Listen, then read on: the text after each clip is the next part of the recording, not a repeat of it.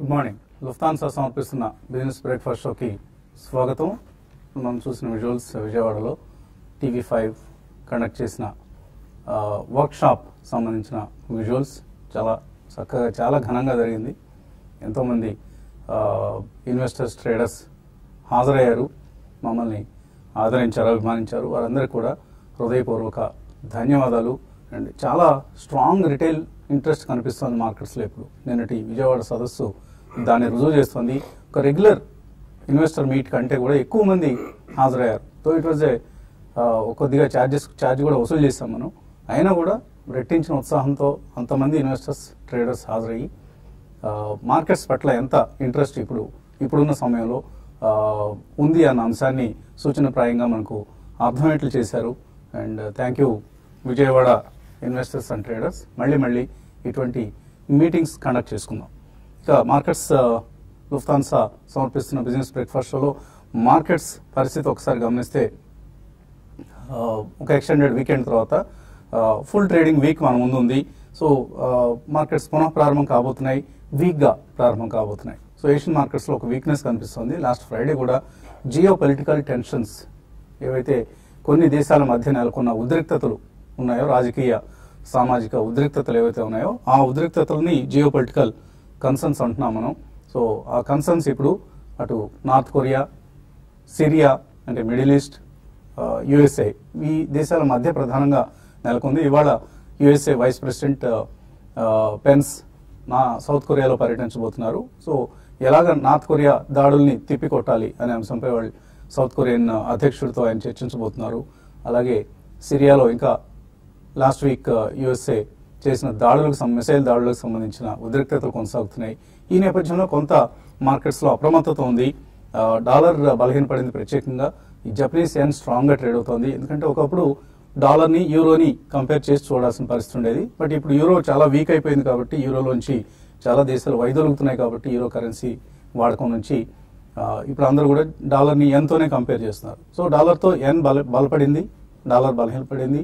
అలాగే గోల్డ్ ఇటువంటి ఉద్రిక్తతలు ఉన్న సమయంలో గోల్డ్ ప్రైసెస్ స్ట్రాంగ్గా ఉంటాయి కాబట్టి $1,292 దగ్గర ఔన్స్ బంగారం చాలా స్ట్రాంగ్గా ఉంది. క్రూడ్ ప్రైసెస్ వీక్ అయ్యాయి, అదొక interesting development. So crude prices week అవడం అనేది మనలాంటి కంట్రీస్ కొంత అనుకూలమైన పరిణామం. బట్ ఓవరాల్ వరల్డ్ ఎకానమీకి సంబంధించి అది ప్రతికూల పరిణామం. కాబట్టి క్రూడ్ ప్రైసెస్ని కూడా మనం అబ్జర్వ్ చేస్తూ ఉండాలి. అదర్వైజ్ మన మార్కెట్స్లో లాస్ట్ వీక్ చూసాం మనం, ఇటు జియో పొలిటికల్ టెన్షన్స్ ఉన్నాయి, కమాడిటీ ప్రైసెస్ వీక్ అయ్యాయి, పతనం అయ్యాయి. కానీ మైల్డ్ ప్రాఫిట్ టేకింగ్ జరిగింది. అలాగే FII సెల్లింగ్ వరుసగా జస్ట్ ఒక్కరోజు మాత్రమే వాళ్ళు క్యాష్ మార్కెట్స్లో స్వల్పంగా కొనుగోలు చేశారు, మిగతా వారం అంతా కూడా అమ్మేశారు. అయినా కూడా మార్కెట్స్ ఇన్ఫోసిస్ రిజల్ట్స్ డిసప్పాయింట్ చేశాయి. అయినా కూడా మార్కెట్స్లో కొంత రెసిలియన్స్ కనిపించింది మనకు. ఓవరాల్గా చూస్తే లాస్ట్ వీక్ సెన్సెక్స్ సుమారుగా 0.6% నష్టపోయింది. అలాగే నిఫ్టీ 0.5% నష్టపోయింది. But mid and small caps మాత్రం అవుట్ పెర్ఫార్మ్ చేశాయి. మిడ్ క్యాప్ ఇండెక్స్ 100 స్టాక్స్ ఉన్న మిడ్ క్యాప్ ఇండెక్స్ NSEలో 2.05% పెరిగితే స్మాల్ క్యాప్ 100 1.97% పెరిగింది. సో మార్కెట్స్ చాలా వరకు లాస్ట్ వీక్ డెవలప్మెంట్స్ని అధిగమించి మరి మార్కెట్స్ పెర్ఫామ్ చేయడం చూసాం. కాబట్టి ఇదే రిస్క్ అప్టైట్ కొనసాగుతుందా రాబోయే రోజులు అంటే చెప్పలేము. ఎందుకంటే రెండు ప్రధానమైన కన్సర్న్స్ ఇక్కడ, ఒకటి జియో పొలిటికల్ టెన్షన్స్ ఏ దిశగా సాగుతాయి ముందుకి అన్న అంశం, రెండోది ఎర్నింగ్ సీజన్ ప్రారంభమైంది మనకు. ఇన్ఫోసిస్ ఆల్రెడీ డిసప్పాయింట్ చేసింది. ఇంకా రాబోయే రోజుల్లో TCS రిజల్ట్స్ ఈ వీక్లో ఉన్నాయి. అలాగే ఇండస్ఇండ్ బ్యాంక్, ఇలా రకరకాల బ్యాంక్స్, HDFC బ్యాంక్ రిజల్ట్స్ రాబోతున్నాయి. సో ఇవన్నీ కూడా రాబోయే రోజుల్లో మార్కెట్స్ మీద ప్రభావం చూపిస్తాయి. సో ఈ రెండు అంశాల ఆధారంగానే మార్కెట్స్ డైరెక్షన్ షార్ట్ టర్మ్లో ఉంది. లాస్ట్ 1 మంత్లో మనం చూస్తే సెన్సెక్స్ సుమారుగా 1.8% పెరిగింది, Nifty 2.42%. But bank Nifty is the strongest performer. All time highs దగ్గర ఉంది బ్యాంక్ నిఫ్టీ. అండ్ ఇవాళ కూడా బ్యాంక్ స్టాక్స్ లైమ్లైట్లో ఉండబోతున్నాయి. ఎందుకంటే NPSకి సంబంధించి RBI కొత్త నిబంధనలు విధించింది. ఈ నిబంధనలు అన్నిటికీ లోబడి బ్యాంక్స్ పనిచేయాల్సి ఉంటుంది రాబోయే రోజుల్లో. సో RBI చాలా స్ట్రిక్ట్గా సూపర్వైజ్ చేయబోతోంది NPA పరిస్థితిని. ఎవరైతే NPS 6% కంటే ఎక్కువ నెట్ NPS ఉంటాయో వాళ్ళకి ఫ్రెష్గా లోన్స్ ఇచ్చేందుకు కానీ, ఫ్రెష్గా ఎక్స్పాన్షన్ చేసేందుకు కానీ RBI నుంచి అనుమతి పొందాల్సి ఉంటుంది. కాబట్టి ఇటువంటి అంశాల కారణంగా ఆ బ్యాంక్ స్టాక్స్ ఇవాళ లైమ్లైట్లో ఉండబోతున్నాయి. అండ్ లాస్ట్ 1 monthలో మనం ఏదైతే అవుట్ పెర్ఫార్మెన్స్ చూసామో అది కొనసాగుతుందో లేదా అనేది వెయిట్ చూడాల్సిన అంశం. అదర్వైజ్ నిఫ్టీకి సంబంధించి 50-day మూవింగ్ యావరేజ్ ఏదైతే ఉందో 9,000 లెవెల్, దాని దగ్గర చాలా స్ట్రాంగ్ మేజర్ సపోర్ట్ ఉంది. మేబీ ఈ మధ్య మనం చూసిన 9072 అక్కడ నిఫ్టీకి బాగా ఒక స్ట్రాంగ్ సపోర్ట్ వచ్చే అవకాశం కనిపిస్తుంది. ఇవాళ మాత్రం ఓపెనింగ్ వీక్గా ఉండబోతుంది. సో డిప్స్లో ఎవరైనా కొనుగోలు చేస్తే గుడ్ క్వాలిటీ స్టాక్స్ మాత్రమే కొనుగోలు చేయండి. ఎందుకంటే మిడ్ అండ్ స్మాల్ క్యాప్స్లో మనకి ఇక్కడ ఒక బబుల్ కనిపిస్తుంది. అప్రమత్తంగా ఉండాలి మిడ్ క్యాప్స్ అండ్ స్మాల్ క్యాప్స్లో. నిఫ్టీ కనుక ఒకవేళ 9,000 కంటే కిందకు వస్తే మిడ్ అండ్ స్మాల్ క్యాప్స్లో చాలా భారీ కరెక్షన్ వచ్చే అవకాశం ఉంది. కాబట్టి కేర్ఫుల్గా ఉండండి. ఓన్లీ రిజల్ట్స్ ఆధారంగా ఏవైతే మంచి రిజల్ట్స్ను ప్రకటిస్తాయో ఆయా కంపెనీల స్టాక్స్ను మాత్రమే మీరు కొనుగోలు చేసే ప్రయత్నం చేయండి. మార్కెట్స్ పరిస్థితి గురించి మాట్లాడడానికి అనలిస్ట్ మనతో సిద్ధంగా ఉన్నారు. సో ఎర్నింగ్ సీజన్ కొనసాగుతోంది. ఎటువంటి అడ్వైజ్ ఇస్తారు ఈ సమయంలో? బేసికలీ మీరు అన్నట్టు ఈ జియో పొలిటికల్ కన్సర్న్స్ కొంచెం పక్కన పెడితే మనకి sector wise performance or company specific performance with in a sector results ఎలా వెలువడతాయో దాని మీదే ప్రభావితం చేస్తాయండి. So positivity in the market అనేది కంటిన్యూ అవుతుంది. కానీ డెఫినెట్లీ ఈ రిజల్ట్ సీజన్ లోనే కన్సాలిడేషన్ కూడా యూజువల్లీ జరుగుతుంది కాబట్టి కాస్త ప్రొలాంగ్డ్ కన్సాలిడేషన్ ఫేజ్ లోనే ఉండే అవకాశం ఎక్కువ ఉంది. But mid small and micro cap stocks మాత్రం డెఫినెట్లీ స్టాక్ స్పెసిఫిక్ యాక్షన్ అనేది మనం ఎక్కువ చూస్తాం. ఎందుకంటే లాస్ట్ వీక్ లో కూడా ఎఫ్ఐఎస్ సెల్లింగ్ చేసినా కానీ మిడ్ అండ్ స్మాల్ క్యాప్ మీరు అన్నట్టు చాలా స్ట్రాంగ్ గా ఉన్నాయి. అందులో ఏవైతే క్లీన్ బ్యాలెన్స్ షీట్స్ ఉంటాయో తప్పకుండా I think they will be subject to very strong buying అండి. ఎస్పెషల్లీ ప్లాస్టిక్స్ ఒక రంగంలో, textiles, chemical and fine chemicals and speciality chemicals, specifically కొన్ని private sector banks and NBFCs ఏవైతే and housing finance companies are literally on a tear అని చెప్పొచ్చండి. So most of the housing finance companies రాబోయే 2-3 years లో మంచి results కనిపించే అవకాశం ఉంది. అండ్ వాళ్ళకి యాన్యుటీ బేస్డ్ ఎర్నింగ్స్ లాగా వస్తాయి కాబట్టి sustain and continuous flow of good news వచ్చే అవకాశం అందులో ఎక్కువ కనిపిస్తుంది. సో డెఫినెట్లీ రిజల్ట్స్ మీదనే ఆధారపడి ఉంటుంది market in the next 4 to 6 weeks. కాబట్టి రిజల్ట్స్ వెలువడ్డ తర్వాతనే కొనొచ్చు. ఫ్రెష్ బయింగ్ ఎవరైనా చేయాలనుకున్న వాళ్ళు మాత్రం కొంచెం ఆగి రాబోయే 3 to 4 weeks లో రిజల్ట్స్ వచ్చిన తర్వాత ఎక్కడైతే కన్సాలిడేషన్ అండ్ కొద్దిగా స్టెబిలిటీ ఇన్ ద స్టాక్ కనిపిస్తుందో అటువంటి దాంట్లో కొనుగోలు చేస్తే రాబోయే 1 or 2 years లో మంచి లాభాలు చేకూరే అవకాశం ఉంది. బట్ కొన్ని సెక్టర్స్ మనం చెప్తున్నట్టు టెలికాం ఒకటి, ఇన్ఫ్రాస్ట్రక్చర్ లో స్పెసిఫిక్ గా ఉండాలండి. పబ్లిక్ సెక్టర్ బ్యాంక్స్ ఇప్పుడే మనకి క్లీనింగ్ ప్రక్రియ మొదలైంది కాబట్టి we have to be careful in public sector banks in choosing the stock. About 3-4 banks మాత్రం డెఫినెట్లీ మంచి రాబోయే 1 or 2 years లో క్లీన్ అప్ బ్యాలెన్స్ షీట్ తొందరగా చేసే అవకాశం ఉంది. So go with the bigger banks in PSUs. Private sector banks selectively on declines కొనొచ్చండి. ఇతరత్ర వేరే మాత్రం కంప్లీట్లీ రిజల్ట్స్ వచ్చిన తర్వాతనే we can take a but definitely do buy stocks at the first price point. ఈ నెక్స్ట్ 4 to 6 weeks లో చిన్న results చిన్న డిప్స్ వచ్చినప్పుడు మాత్రం తప్పకుండా మంచి స్టాక్స్ లో కొనుగోలు చేయాలి. సో ఒక ప్రైస్ కరెక్షన్ కంటే కూడా మనం టైం కరెక్షన్ ఎక్కువ చూస్తున్నాం. మనం ఇప్పుడు మార్కెట్స్ లో ఒక టైం కన్సాలిడేషన్, ఆ టైం కరెక్షన్ ఎక్కువ జరుగుతుంది. ప్రైస్ కరెక్షన్ ప్రత్యేకించి మిడ్ అండ్ స్మాల్ క్యాప్స్ లో ఇంకా ఎక్కువ రాలేదు మనకు. స్పెసిఫిక్ కొన్ని news driven stocks like Adani power లాంటివి అటువంటివి మినహాయిస్తే. సో ఏం చేయాలి ఈ సమయంలో మిడ్ అండ్ స్మాల్ క్యాప్స్ లో? I think mid and small caps చూస్తే కనుక డెఫినెట్లీ కొద్దిగా ఐ థింక్ స్టే అవే అని అనిపిస్తుందండి. ఎందుకంటే the kind of run up I think last 3 months 6 months లోనే most of the mid cap stocks maybe 60 నుంచి 100% దాకా పెరగడం చూసాం. సో ఇలాంటి టైంలో ఏమవుతుందంటే కొంచెం కరెక్షన్ వచ్చినా కూడా ప్రాబ్లీ స్టీపర్ కరెక్షన్స్ ఉంటాయి మనకు మార్కెట్ లో.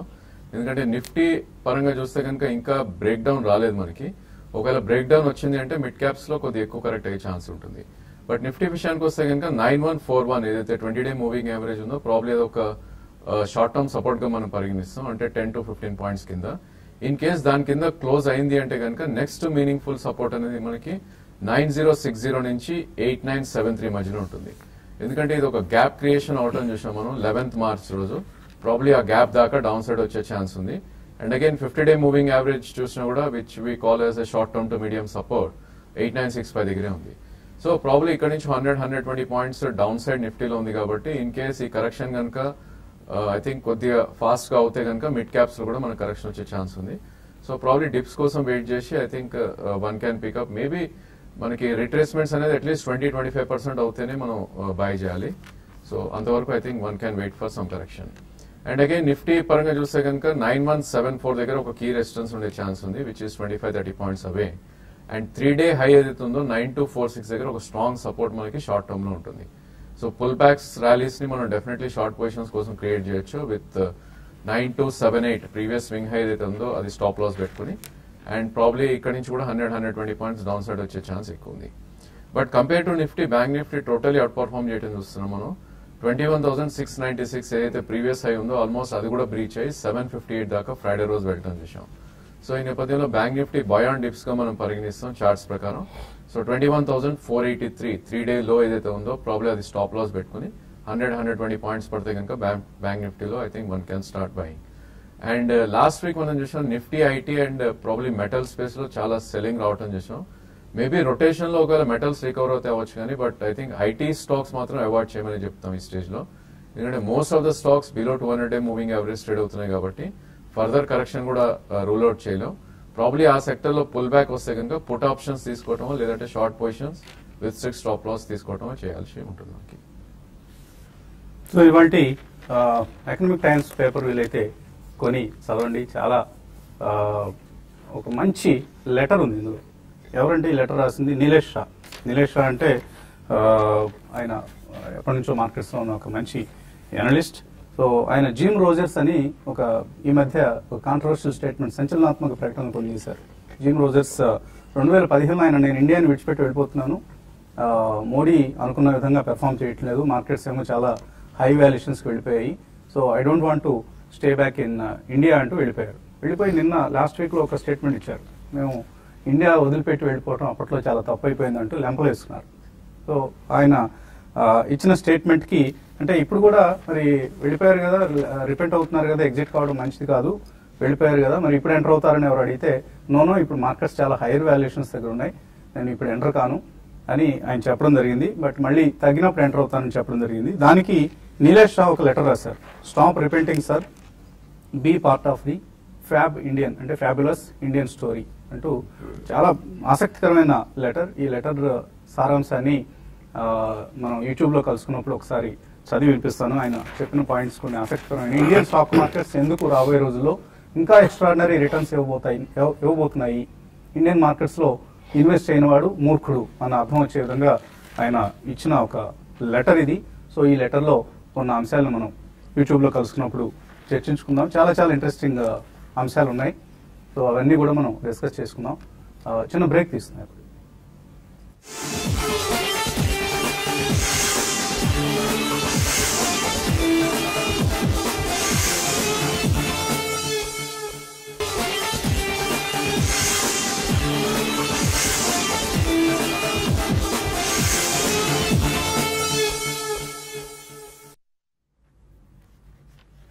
గుప్తాన్సర్ సమర్పిస్తున్న బిజినెస్ బ్రేక్ఫాస్ట్ షోకి తిరిగి స్వాగతం. బ్రేక్ ముందు మనం అనుకున్నాం ఒక మంచి లెటర్ రాశారు నీలేష్ షా జిమ్ రోజర్స్ అనే ఒక ఫారిన్ ఇన్వెస్టర్ కి, stop repenting sir, be part of the fabulous Indian story అని. సో ఇందులో ఆయన రాసిన ఒక ఇంట్రెస్టింగ్ పాయింట్, మనం చాలా మంది అనుకుంటాం మార్కెట్స్ లో, మన విజయవాడలో కూడా కొంతమంది అడగటం జరిగింది, లో పీఈ స్టాక్స్ కొనుక్కోవాలా లేకపోతే హై పీఈ స్టాక్స్ కొనుక్కోవాలా, పీఈని బట్టి ఇన్వెస్ట్మెంట్ డెసిషన్స్ తీసుకోవచ్చా అని, అంటే ప్రైస్ టు ఎర్నింగ్స్ రేషియోని బట్టి.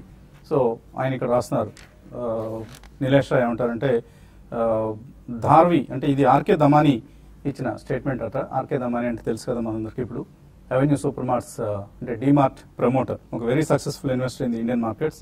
ఆయన చెప్తున్న, ఆయన అన్నారట కొంతకాలం క్రితం, ధార్వి అంటే స్లమ్, ముంబైలో ఉన్న ఒక slum, Dharavi is Dharavi and Pedder Road. Pedder Road అంటే ముంబైలో ఒక అప్ మార్కెట్ ఏరియా, మన హైదరాబాద్లో జూబ్లీహిల్స్ లాగా. So Dharavi is Dharavi and Pedder Road is Pedder Road. So you can make money by picking up good stocks and give them time to deliver. So దీనికి ఉండే premium దానికి ఉంటుంది. ఎక్కడో శివార్లో ఉండే ఒక ప్రాంతాన్ని హైదరాబాద్లో జూబ్లీహిల్స్తో కంపేర్ చేయలేం కదా.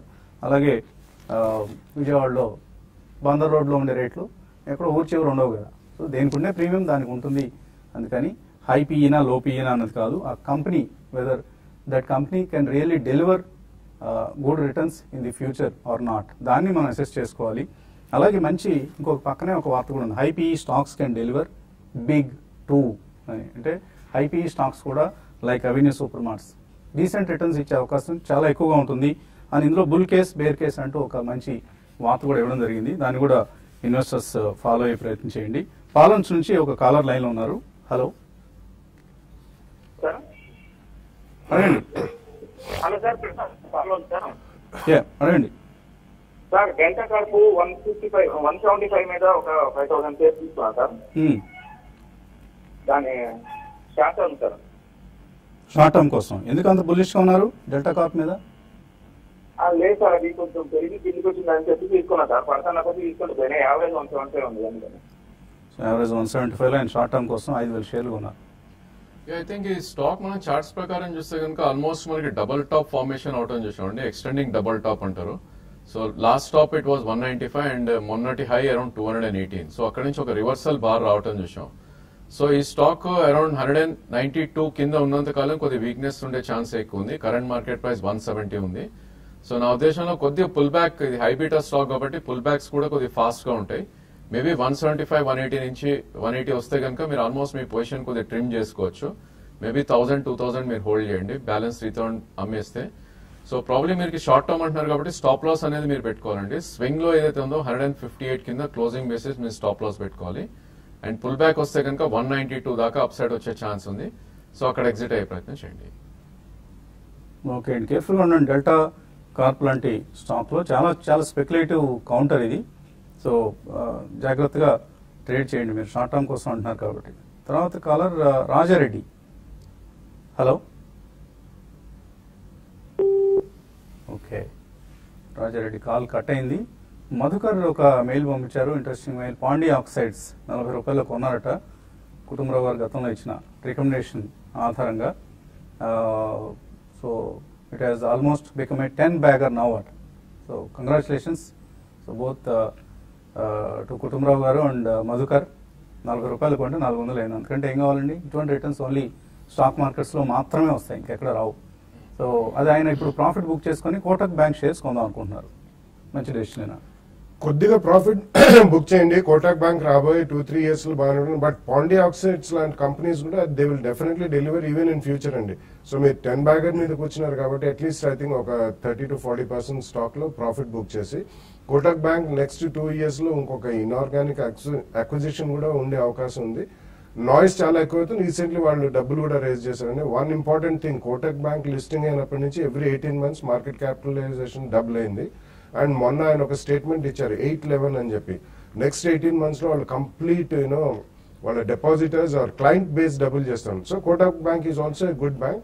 ఇది మాత్రం మొత్తం అమ్మద్దు, డెఫినెట్లీ కొద్దిగా అమ్మండి. బట్ కోటక్ బ్యాంక్ లో కూడా తప్పకుండా ఒక 2 or 3 price points లో ఎంటర్ అవుతే నెక్స్ట్ 2-3 years లో మంచి రిటర్న్స్ వచ్చే అవకాశం. Maybe you can book some 25% of your holding, profit book చేసుకోండి. మిగతావి హోల్డ్ చేయండి. పాండి ఆక్సైడ్ కూడా బాగా పెర్ఫామ్ చేస్తున్న స్టాక్ కాబట్టి try to ride the wave.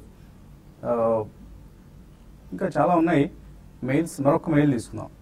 Divi slabs కొన్నారు 653 రూపాయలు. రాజా 200 ఉన్నాయి. ఎగ్జిట్ కావచ్చా లేదా స్టాప్ లాస్ తో హోల్డ్ చేయొచ్చా? ఐ థింక్ ఈ స్టేజ్ లో స్టాప్ లాస్ తోటి హోల్డ్ చేయొచ్చండి. ఎందుకంటే ప్రాబ్లీ ఇది గుడ్ న్యూస్ కూడా ఎక్కువ ఐ థింక్ థమ్స్ అప్ చేయట్లేదు ఈ స్టాక్. సో మొన్న వచ్చిన గుడ్ న్యూస్ కూడా almost I think fizzle out అయిపోవడం చూసాం ప్రైస్ పరంగా. సో నా ఉద్దేశంలో 632 మీ స్టాప్ లాస్ ఉంటుంది. 648 కరెంట్ మార్కెట్ ప్రైస్ ఉంది. మేబీ ఇంకో 16 రూపీస్ మీరు స్టాప్ లాస్ పెట్టుకోండి 632 కింద. అండ్ పుల్ బ్యాక్ వచ్చి మొన్నటి హై దాటితే కనుక 64 ప్రీవియస్ స్వింగ్ హై 76 to 80 దాకా వెళ్ళే ఛాన్స్ ఉంది. అక్కడ మీరు ప్రాఫిట్స్ అనేది బుక్ చేసుకోండి. సో ఇంకా మెయిల్స్ అలాగే కాల్స్ మిగిలిపోయాయి, కానీ అన్నింటినీ మనం యూట్యూబ్లో కలిసినప్పుడు తీసుకుందాం. అలాగే ఎందుకు ఇండియన్ స్టాక్ మార్కెట్స్లో తప్పనిసరిగా ఇన్వెస్ట్ చేయాలి అనే అంశాన్ని డిస్కస్ చేసుకుందాం. అలాగే avenue Super marts DMart share 3 years, ఇక్కడ నుంచి 3 years తర్వాత బెస్ట్ కేస్ సినారియాలో ఎంత రిటర్న్ ఇచ్చే అవకాశం ఉంది, అలాగే వర్స్ట్ కేస్ సినారియాలో ఎంత రిటర్న్ ఇచ్చే అవకాశం ఉంది. ఈ అంశాలన్నీ మాట్లాడుకుందాం. సో యూట్యూబ్ కార్యక్రమంలో మళ్ళీ కలుసుకుందాం. Keep watching TV5.